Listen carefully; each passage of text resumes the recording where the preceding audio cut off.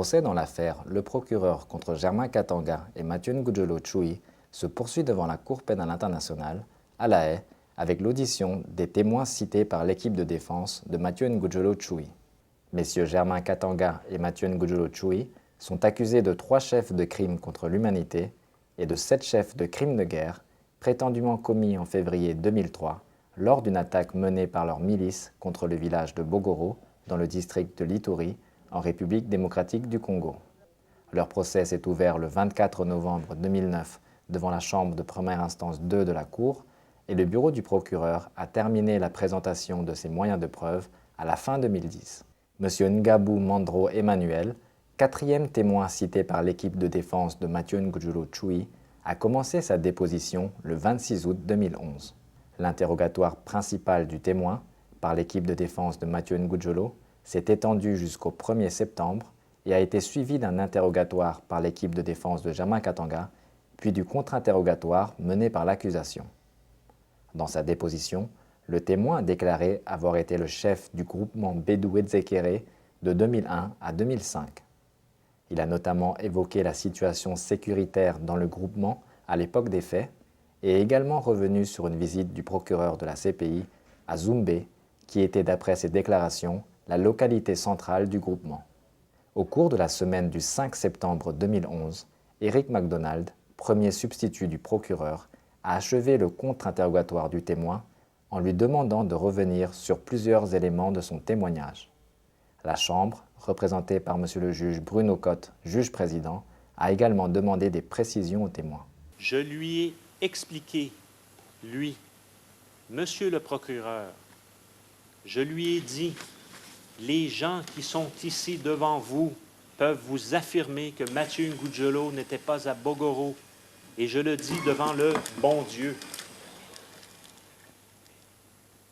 Vous vous rappelez avoir dit ça le premier jour de votre témoignage aux questions du professeur Fofé, n'est-ce pas? Oui, et je reprends ce que j'avais dit au juge. J'ai dit ceci. Chef Manu, vous vous rappelez avoir dit ça, c'était seulement la question. Laissez-moi poser ma prochaine question. N'est-il pas exact, chef Manu? J'ai répondu par l'affirmative. N'est-il pas exact qu'à Bédou Edzekere, toute la population est derrière Mathieu Ngudjolo? Car cela est non seulement une personne importante, mais c'est le mot d'ordre des chefs coutumiers. Monsieur le procureur, je vais vous répondre en ces termes. Si vous êtes avec votre enfant et qu'on vous dit que votre enfant est allé voler, vous n'allez pas y croire. Et je dis devant le tribunal et devant Dieu que Mathieu Ngudjolo n'était pas à Bogoro. Il n'était pas à Bogoro, il n'était pas à Bogoro. Je le jure devant Dieu. Ce n'est pas à dire que tout le monde était derrière Mathieu Ngudjolo. Qui est Mathieu Ngudjolo devant aux yeux de la population de Zoumbé? Qui est Mathieu Ngudjolo à mes yeux? Moi, je dis clairement et je dis la vérité comme je l'ai juré. Je dis qu'il n'était pas là. Je peux l'affirmer pendant toute une journée. On s'entend que le 24 février 2003, et vous l'avez mentionné, on peut voir le camp de l'UPC à l'Institut, ce qui était l'Institut de Bogoro, de la colline de Zoumbé. C'était une force qui était importante. C'est clair pour la Chambre, ça. Et c'est non contesté.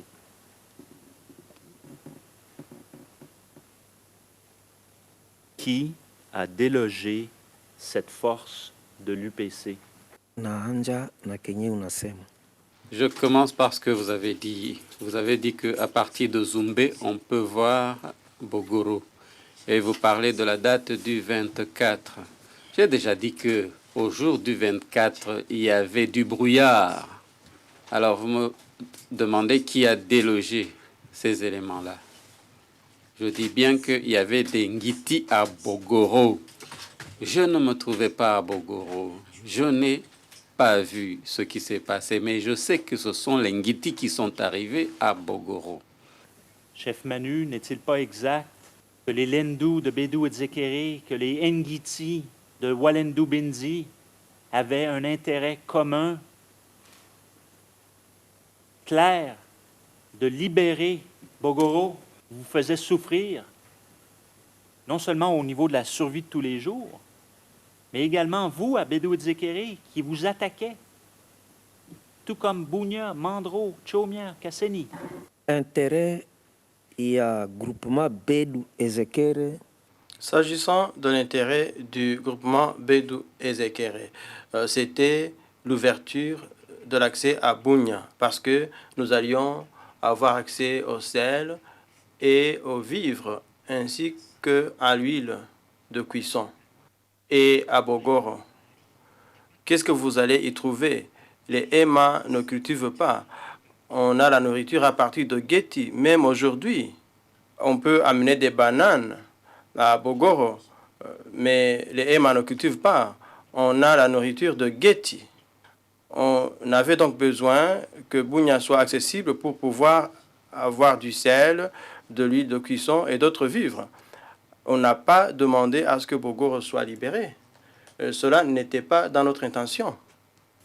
Alors, expliquez à cette Chambre, parce que ça fait 8 jours, mais c'est la question qui était posée d'ailleurs à l'équipe Kilenda, expliquez donc à cette Chambre comment un simple infirmier a pu, au mois de mars 2003, faire partie de l'état-major d'un groupe politico-militaire appelé le FNI-FRPI. À votre connaissance, comment ceci s'est-il produit? Cela le concerne. Moi, ce qui me concernait, c'est qu'il devait terminer ses études et obtenir un diplôme. Il sait pourquoi il a revêtu une forme militaire. Parfois, certaines choses qu'il faisait ne me plaisaient pas, mais cela le concerne. Et selon vous, est-ce la collectivité qui a demandé à Mathieu Ngudjolo de dépasser un peu son simple statut d'infirmier? Ou est-ce au contraire les organes du FNI qui ont souhaité qu'il vienne? Est-ce que vous avez, vous, votre opinion sur cela? Je vous suis très bien, honorable juge. Ce n'est pas nous, en tant que collectivité, qui avons décidé qu'il devait rejoindre les rangs du FNI. Non, il ne nous a pas informés de cela. Je pense, et là, je vous donne mon opinion. Je pense que c'est le FNI. Et là, je peux vous mentionner un nom, le nom de Ndjabou Floribert et ses collaborateurs. Je pense que c'est peut-être eux qui l'ont sollicité, qui l'ont cherché pour lui donner ce poste. Parce qu'ils le considéraient comme quelqu'un qui comprenait les choses. Ce sont mes opinions personnelles, parce que, Monsieur le Président, vous me demandez mon opinion. Je ne lui ai pas parlé par rapport à son intégration dans l'armée. Je n'ai pas parlé à Ngudjolo là-dessus. Ce fut ensuite au tour des représentants légaux des victimes, Maître Jean-Louis Gillissen et Maître Fidèle Louvenjika, de poser leurs questions aux témoins. Vous aurez observé comme les choses sont difficiles et complexes. Vous nous avez dit n'avoir jamais vu d'enfants armés. Vous venez de nous parler d'enfants armés qui ont reçu des armes des militaires, qui ont reçu des munitions des militaires. Vous voyez, quand vous vous posez la question, mais où aurait-il donc eu les armes? Vous êtes d'accord avec moi, mais parce qu'on leur a donné. On est bien d'accord, chef Manu. On est d'accord, tout à fait d'accord.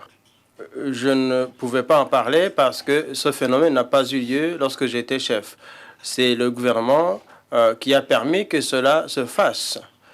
Ils se sont mis à distribuer des armes et des munitions. Mais nous, les notables, nous avons combattu ce programme. Mais le gouvernement s'est tu à ce propos. Quand est-ce que vous avez été informé ou convaincu pour la première fois que les crépitements de balles que vous avez entendus le 24 février 2003 provenaient précisément de Bogoro et que Bogoro était tombé.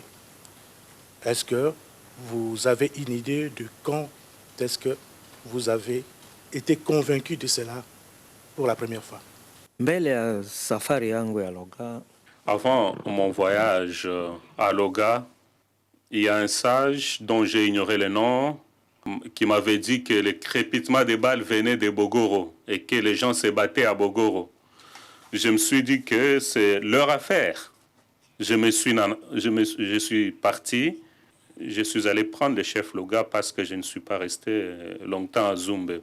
À mon retour, c'est-à-dire après une semaine, j'avais déjà reçu la nouvelle selon laquelle il y avait des combats à Bogoro. Je ne me souviens pas avec exactitude qui m'a donné cette information. Toutefois, tout le monde savait dans les villages qu'il y avait combat à Bogoro. En fin de semaine, la Chambre a indiqué que l'audition de M. Ngabou Mandro Emmanuel reprendrait le lundi 12 septembre 2011. Elle devrait se terminer le même jour et sera suivie de l'audition du prochain témoin de la défense.